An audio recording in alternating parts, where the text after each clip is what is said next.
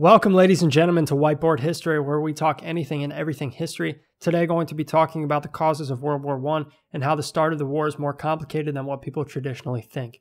If you ask 10 people what caused World War I, I bet at least 7 of them would say the assassination of Archduke Franz Ferdinand, and to that answer, I would say that they are partially correct. Because it's true, students are always taught that World War I started after the Austro-Hungarian Archduke was shot by the Serbian nationalist. But simply saying that the assassination started the war doesn't explain why the nations of Western Europe would even get involved in the war. The truth is that there were several factors that led to World War I, and the assassination of Franz Ferdinand was the spark that set the world on fire, so to speak. The common acronym we now use to remember the causes of World War I is MANIA, and that is the acronym that we are going to be focusing on today.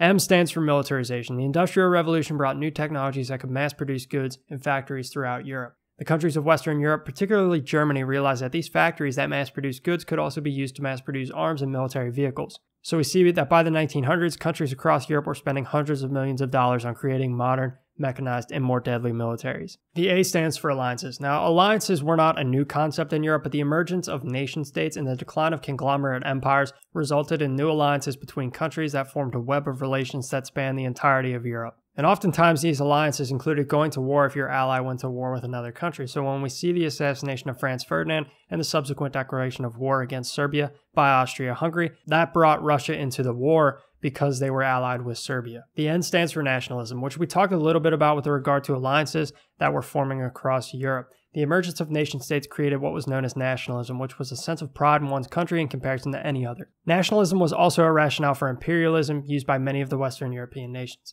In a way, European nations thought that they were superior to third world countries around the world, and thus exploiting their natural resources for the benefit of the colonizing nation was for the best.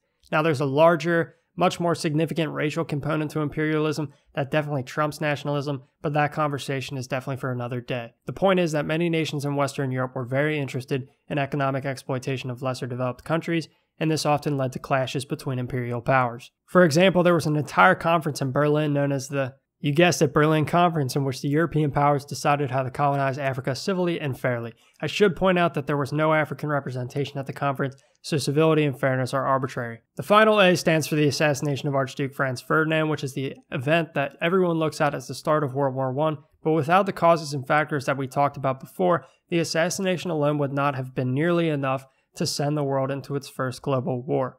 Think of the factors we talked about as gasoline that was poured all over Europe, and the assassination of Archduke Franz Ferdinand is the match that set it all on fire. History is not so simple. There are always lurking factors and causes to every historical event.